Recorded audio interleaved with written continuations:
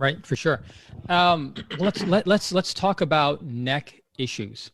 Um, Number one, let's take the real basics. All right. I mean, like getting real down basic before we start talking about more advanced, cutting edge, complicated things. But if me as your patient says, Dr. Landrum, my neck is killing me. I'm sitting in front of this iPad, this laptop, 24/7. What can I do to help manage some of this neck and shoulder pain that I'm developing from my occupation? Because I really don't want to keep on taking narcotics and anti-inflammatory meds. Help me out, please.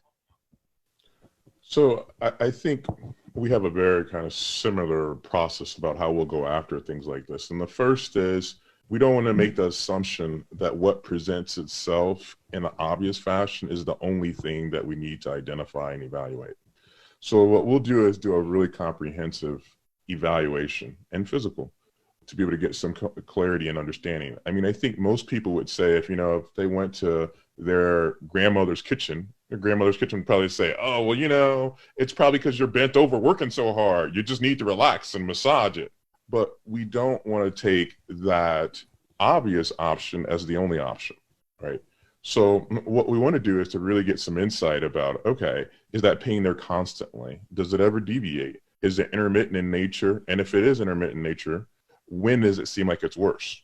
And those things make a difference, right? So let's say that the aspect of the postural piece with the computer and the iPad, you're off on the weekend in theory, and you're not really bent over quite as much. Is the pain better on those days? And so those would be the things that we'd kind of engage with and want to ask you either in person or virtually to kind of get some further clarity. And then the other things that we want to know is, so I'm assuming, and this might be a bit of an assumption, but clearly this pain has probably been debilitating enough that you've tried some other things to try to alleviate it. What are those things? Yeah, wonderful. If you're talking about me specifically, okay. So right. I guess I continue to do my workouts at home. I haven't been to physical therapy in years, and I'm propping up more pillows behind my head as I'm sleeping now, and I'm still getting some soreness at the end of the day. Sure. So, I think that there's a lot of things that are going on with that. And I think if we look at from kind of a potential decondition type state, I think that there's some things that we can do. And one of the things that you mentioned right off the bat was the aspect of therapy and having some time away from it.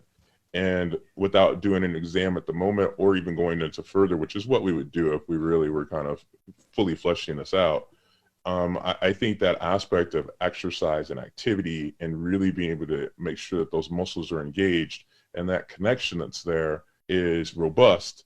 I think those are going to be kind of our starting points for pretty much every patient. For sure, that makes a lot of sense.